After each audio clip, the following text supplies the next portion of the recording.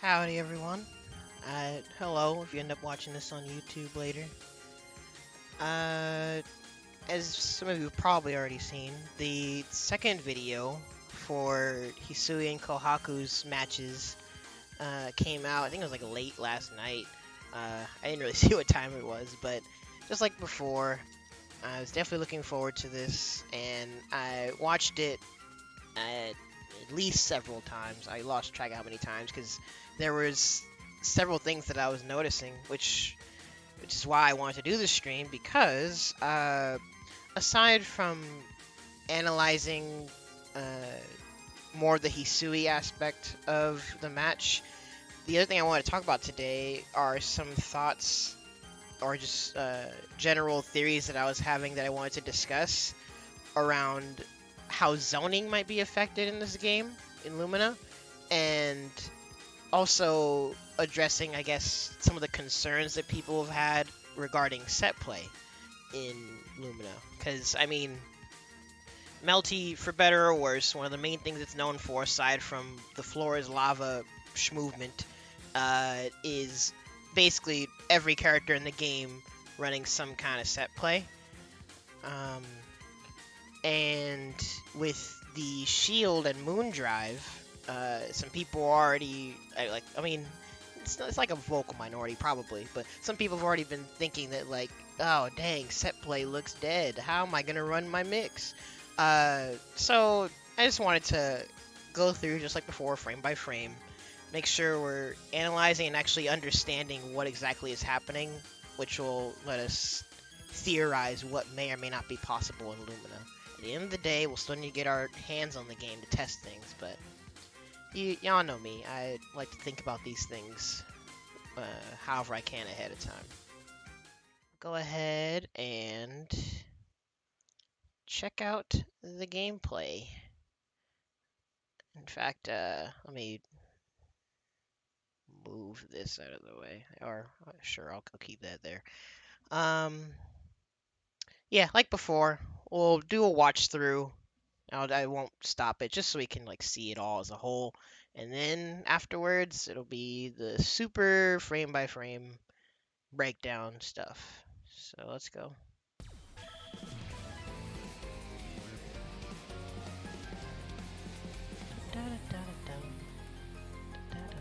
Also, I'm on a slower internet connection right now, so hopefully there won't be like frame drops or anything. Sorry in advance if there are.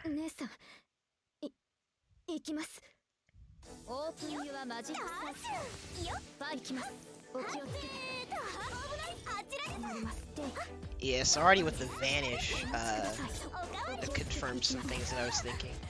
There's that angle I was talking about. Honestly, watching this, it's kind of making me interested in Kohaku also. But obviously Hisui's gonna be my main. But oh jeez, there I was just mashing. You got the shield into the launcher. Here's the set play. Oh no, moon drive. Speaking of which, I might try to bring it up later, but there actually were a couple videos of like the sneak peek of the tutorial content in this game. So we can bring that up a little bit. Ooh, nice call out on the backdash. Drop the combo though. Good old 5C charge. I wonder if you would run up Molotov like that to call out a button, or like call out mashing, since it has invincibility. I don't know. I'm not a Kohaku player, but y'all can let me know if some of the decisions being made are good ones, because to be honest, watching this gameplay, there were some moments that just seemed like bad decision making, but these videos are more showing off the character's tools rather than like actually going super in depth into the system potential or like super duper high level play. But I like matches like this where the players seem at least fairly competent and can show off what the game has to offer, like on a general level. Dang, that was such a Yuzu moment. Holy cow. World. Got moon drive shielded again. Got hit overhead, you're dead. Dude, arc drives do so much damage. Or maybe, it has to do with the scaling? Because there are a lot of times where the arc drives, like, kill them, and it still seems like there was more damage to be done.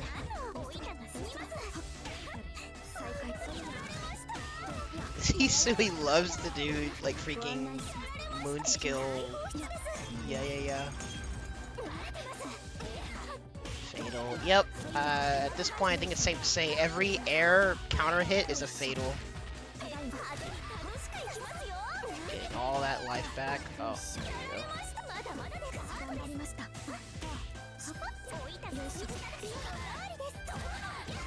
Nice confirm. Caught you shielding low. Sick bait. I mean, it probably still wasn't a good idea to wake up with moon skill projectiles, but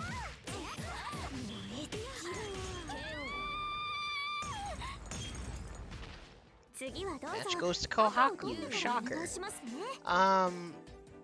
Again, there's some moments that we'll get into where I can't tell if there was just some bad decisions being made, but either way, I think there's still a good amount of substance in this match to go over. So, let's see. Sorry in advance, a lot of starting and stopping, but we're going to try and go through just general moments that I had looked at. Things that I notice and want to, like, break down just to make sure I'm really comprehending what's happening.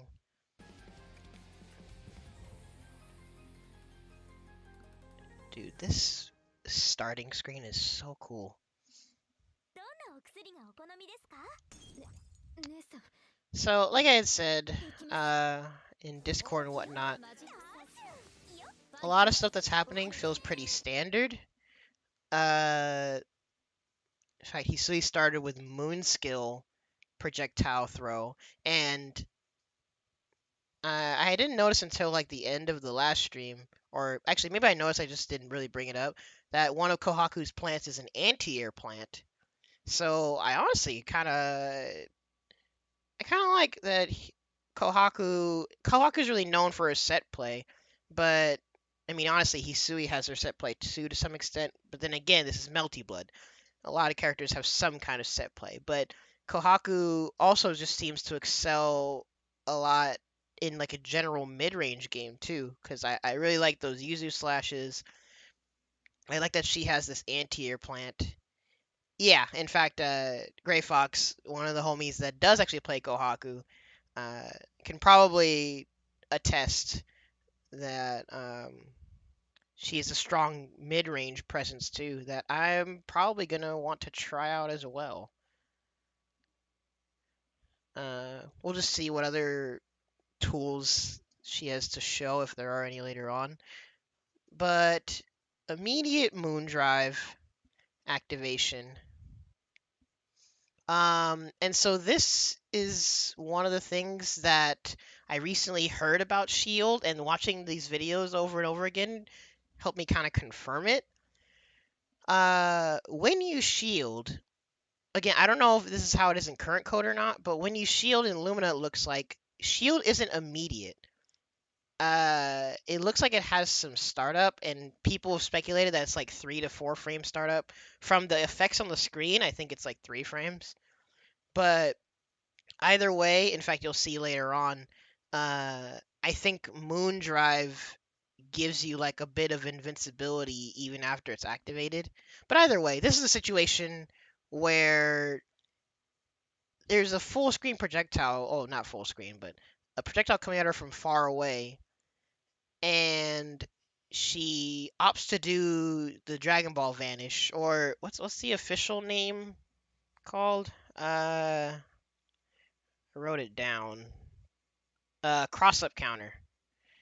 Uh, and I guess this is already segueing into one of the things I was going to say about zoning in this game, because in current code Melty, there you can zone, but it's also kind of like Sam Show, where since just defending or EX guarding things gives you meter, you if someone is patient enough to stay full screen and just keep shielding your projectiles, you're just giving them a bunch of meter for free. Well, shield or EX guard, whatever.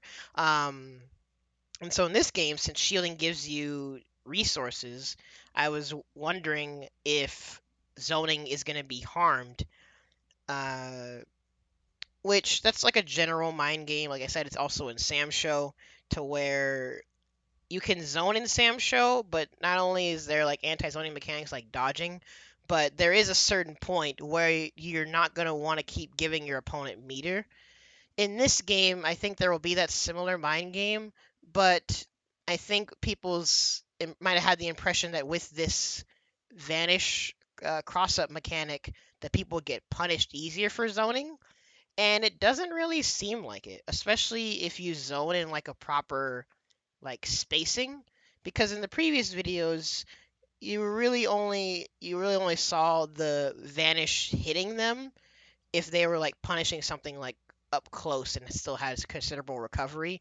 Hisui long recovered, whoops, uh, long recovered there, and she had time to block. So I think if people are going to try to punish zoning with that vanish mechanic, they're going to need to be smarter about the positioning.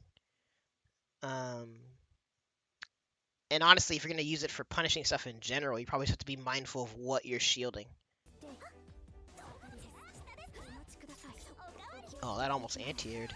Uh, and real quick, this is why I was talking about this is like arguably well, this was, wait, was this A or B? Hold on. Oh wait, no, that was Moon skill.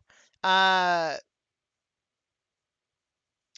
so like I was talking about before though, one of her angles, the angle that throws this like high arcing vase, is arguably her best angle because it has this projectile that not only covers space to like make it difficult for people to approach, but if they are further away, she can follow up after it. And I think, yeah, that is caught there. It caught the Kohaku running forward.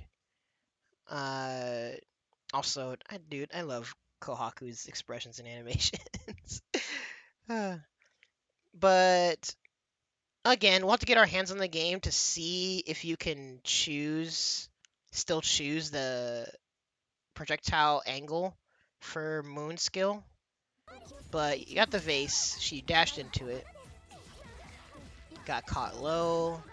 I already took note of this B&B. This seems like a standard B&B for her. Ooh, okay. I wanted to slow that down a bit because in current code Melty, I'm pretty sure this applies to all characters, but one thing when I played Hisui, that I felt like I noticed it a bit more with other characters, is that when you jump, you can like float forward or back, and then do your air actions. Here, yeah, she's doing the little float forward a bit and backdash. Yep.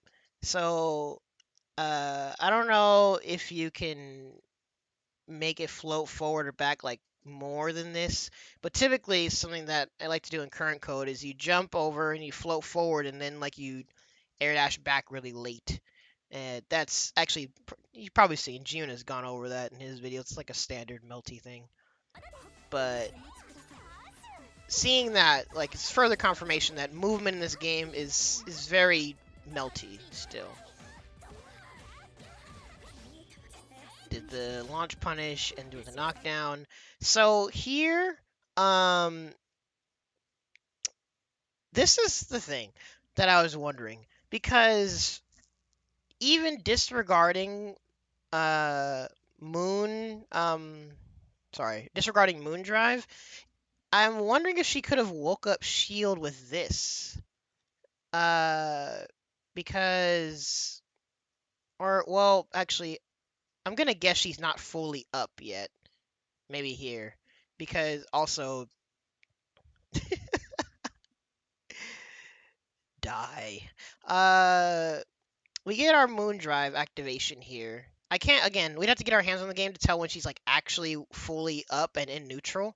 But she gets moon drive activation, and at this point, I think it's safe to say that there are hitboxes all over Hisui. Like this, all this is meaty as frick. But she's able to activate shield from here. Um, and so if we have the assumption that shield isn't frame one, especially, I mean, it doesn't even look like it's frame one because it starts up and you have like 3 frames until like the effect happens and then you get the message that you successfully shielded something. So it looks like even after you exit Moon Drive, you have a bit of invincibility to do whatever. Um, so the reason I'm talking about all this is because I'm thinking, because people's initial first impression is that shield seems really powerful if you can just like mash it at whatever situation. But if it's not frame one, it means you'll have to rely on Moon Drive to even create these situations. Um, and I guess we might as well talk a bit about the set play aspect of it now. I'm sure at first glance people think that this means that you can't run set play at all, but you got to keep in mind. Sorry, you got to keep in mind the Kohaku didn't have to choose violence here right away. Uh, if you have the awareness that your opponent's moon gauge is full, and you have your item to run set play, something that'll probably be really smart for people running set play to do will be to put your stuff down, and then you'll might want to like dash in, and either A, you want to create a safe jump, because this wasn't even a safe jump, it looks like. Uh, but then again, I wonder if you can even safe jump shielded things. Or safe jump shield. But either way, even if you don't try and attempt a safe jump, you will probably just want to like just dash in, let your opponent have to shield your set play, and then you'll be free to act and punish accordingly with whatever. Because she got counter hit here. Yeah, never mind. Maybe you won't be able to safe jump things because it seems like, wait, is the lunge? Oh, the lunge is very fast. Uh so maybe you could safe jump if you were like extremely low to the ground. I don't know, that'd be a frame data thing. But either way, if the Kohaku like just dashed in and waited to bait Moondrive, you'd not only be able to wait to see if they continue to shield, but then you'd also be able to uh, wait and see if they still opt to do this lunge or anything else, and then you punish accordingly. But either way, that was a counter hit. And now she gets this sick wall combo. And that was actually making me think about Hisui's set play too, because when Hisui lays down the trap, unless you get like a really good knockdown, the trap isn't active right away. Good call on the backdash again. Drop the combo. And there'll be a situation that'll come up later where I'll talk about Hisui's trap Oki. Okay. In there, I think this was actually shown in a previous video, but it was just another thing that I noticed, that I'm pretty sure when you tech forward or back, just like in current code Melty, you have recovery and you can be hit and punished for teching. So we'll just have to be careful about that too, I suppose. I don't know if it'll be just like current code will be the general thing of like you don't tech, so that way you stay down, you do a delayed get up, or if there will be like neutral techs in this game. I don't know, but either way, we clearly see a forward tech being punished, and that takes the match. Good dash under. Yeah, that's what I was saying before. That the using those loops feels like it'll be more intuitive because in current code, the yeah loops feel well. Not only are they honestly kind of hard for a player like me, but they're also semi-situational because you need to get a certain starter and get a certain jump height to where you'll be able to loop those. But here she just did it from a standard launcher. So that's good that that tool will be more intuitive to use. But here, this is what I was talking about, where Hisui did a knockdown, laid a B trap, and she went for a jump in, and the trap's not actually active yet. Uh, so I'm wondering if in different situations where you get a trap set meaty so that it's active on their wake up, if shield isn't frame one, you wouldn't be able to just mash shield on it, would you? I don't remember if there were any situations that came up in the previous video where we'd be able to see that more clearly. Or I have to see, I have to double check if that ever comes up again here. But this is just something to keep in mind that here, she was able to run pressure because she did the jump in first. Um, And if this jump in or even any Oki that you set is pretty meaty, I think right now we can make the assumption that you can't just mash shield. And Kohaku didn't have the moon drive to even do or moon gauge to do moon drive, so uh, she got hit there. Yo, howdy. Let's see. Sorry, I'm gonna double check something. Yo, I can't wait for like so many memes to come up of this Kohaku freeze frame. But she did heat. Heat gives you your health back pretty darn fast, as long as you're not blocking or getting hit.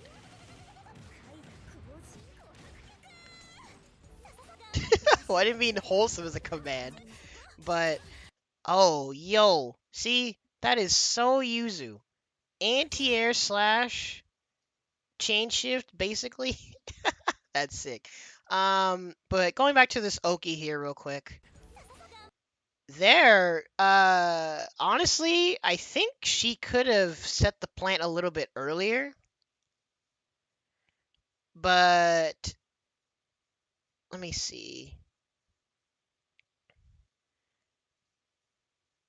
I think Hisui actually would have had time to shield because I would think by here she's in neutral, but in fact, sorry, let me move chat over here real quick. Um, but here the plant is active, so maybe she didn't have uh no worries. Glad you are checking out my commands. Um, I'm gonna assume that she, I guess, couldn't have shielded, but then again, the Kohaku could have. Uh, I think the Kohaku could have laid the plant a little bit earlier, and it probably would have been like even more meaty. But either way, didn't get hit. Howdy, Matt. Yes, don't worry. Way to the world. Moon Drive. Okay, so this was another situation uh where depending on how long the invincibility here we get a moon drive activation, and I think at this point the Kohaku already committed to the jab, but there's like several layers to this because one, I'm wondering if the invincibility lasts long enough to where the Kohaku couldn't just grab Hisui if they commit to a shield. And then two, even still, like I'll show you guys in the other videos later on, apparently when you get shielded in these situations, you can actually shield back. Which is why I've been wondering whether or not you can just cancel when you get you can cancel on the shield when you get shielded, or if this means like normals in general are shield cancelable. Again, we got to get our hands on the game to confirm that. But either way, based on the videos that have been shown so far, Kohaku should have been able to shield here. But then again, they got counter hit. So I can't tell if maybe they pushed another button. I don't know. Well, we'll need to look into the intricacies of it all, I guess. Corner combo. She's in Moon Drive, so she gets more extension. Got hit with an overhead. You are so dead. Again, I'm wondering if this is like Grand Blue, where the less moves you use, the less or basically, because typically in like Grand Blue combo structure, you want to refrain from auto combos and you want to use single hits as much as you can into your super, and that's how you get the least amount of scaling, and it's like nutty damage. I'm wondering if that's what applied to this.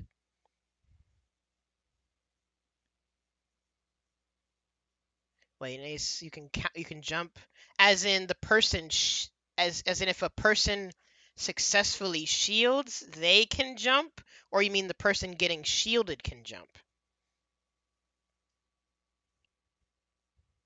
Because this is why I've wondered if moves getting shielded, the person getting shielded. This is why I wonder though if shielding a move, if whether or not the system treats it as a whiff or treats it as the same as it being on hit or blocked. Because if you treat it like a normal contact on hit or block, that would mean all the cancel options apply. You can jump cancel if it's applicable. You can cancel into specials. You can cancel into other normals. Uh, but if shielding a move counts as like a whiff, then you would be barred out of canceling into different actions unless there's like special rules in place in the system. These are some of the questions that I would like answered. It's being treated like a hit.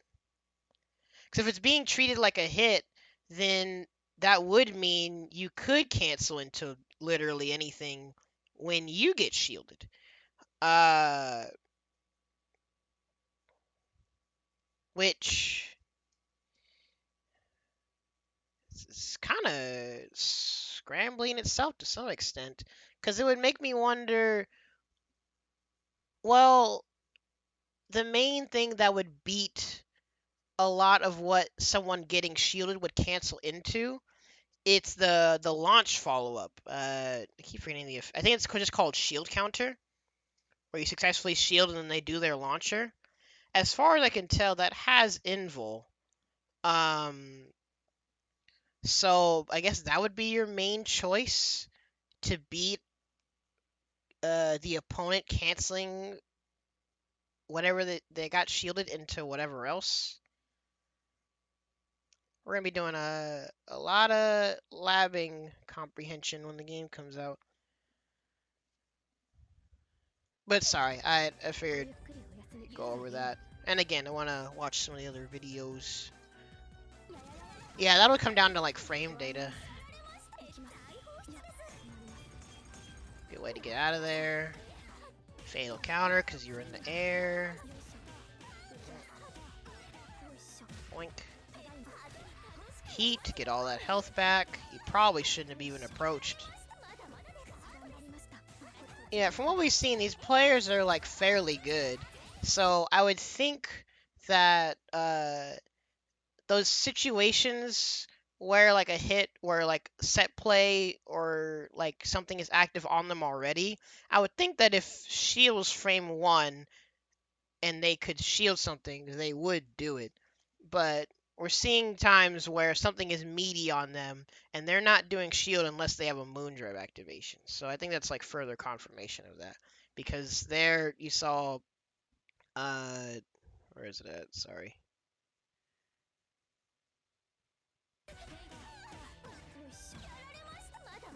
Is it here? No. Yeah. So you see her recover and she lands on the trap. Actually, she tries to push a button. And I have to usually assume that most games, in fact, I think you can even see it, the trap isn't like frame 1 active. So I'll think that if they could have shielded that, they would have. But I don't know. Yeah, so this is what I was referring to before about whether or not there were just some bad decisions. Because if the Hisui wasn't in Moondrive, I can't think of a reason there would be to do this as a reversal. Uh, Especially since that was actually a sick bait regardless. Um, and he got punished. So I don't know. Either way, cool interaction. Dropped your combo though. And then here's the last moon drive of the set. So here they even had a bit of like an extremely brief staring contest. You see the Hisui wait very briefly, and then again, I don't know why they would do. I don't know what EX they would have done there that would have like invincibility or anything. If they were in Moondrive, that would have been a funny call out. But either way, Kohaku mashes, counter hit, and you're gonna close out the round. It's just a few bad decisions there, but either way, I think overall this gives us a little bit more insight on the system as well as the decisions that can be made. In fact, here, give me a second. I want to try and find those videos. Like, do you guys have any thoughts at all on how much the Moondrive and or shield systems might affect character set play? Because personally, I think there's enough layers to it to where both sides have to think. Yeah, because like I know I refer to like how much I love being able to play Hisui like in a lame way. But again, like this stuff with set play and everything still applies to a character even like Hisui. But I believe it was this video that some website or something got an inside scoop on the tutorial content of this game.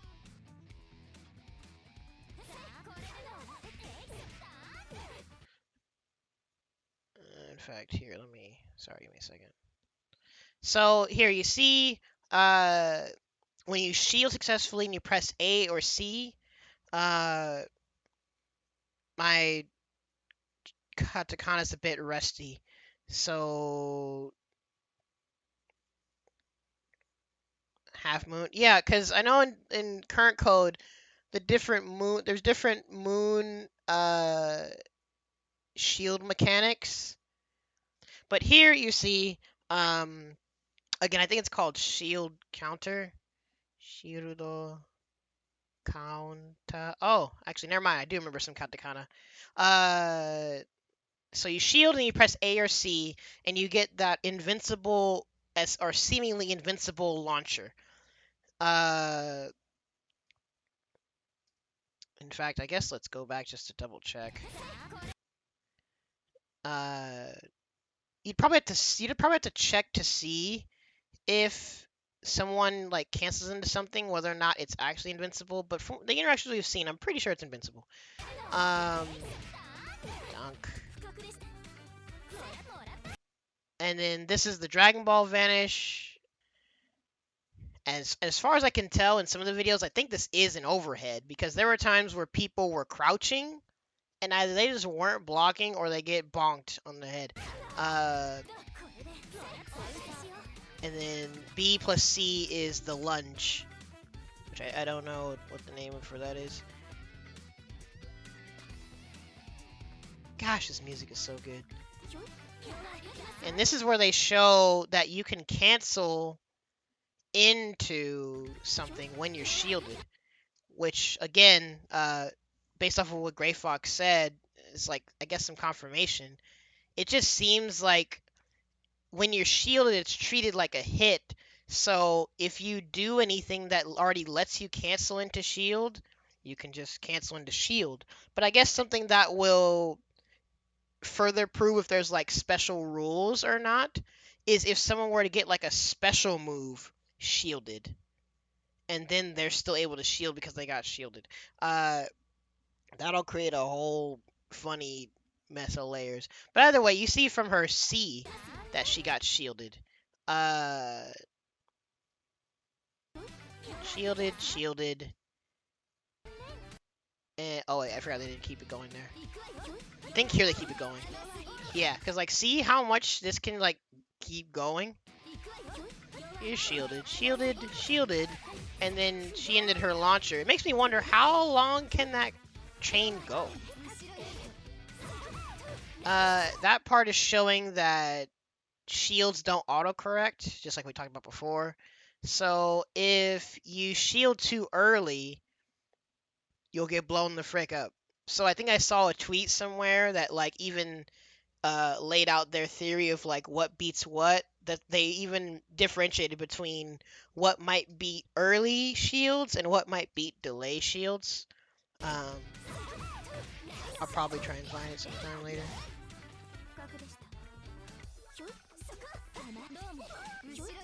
There you go. See, they properly delayed it there.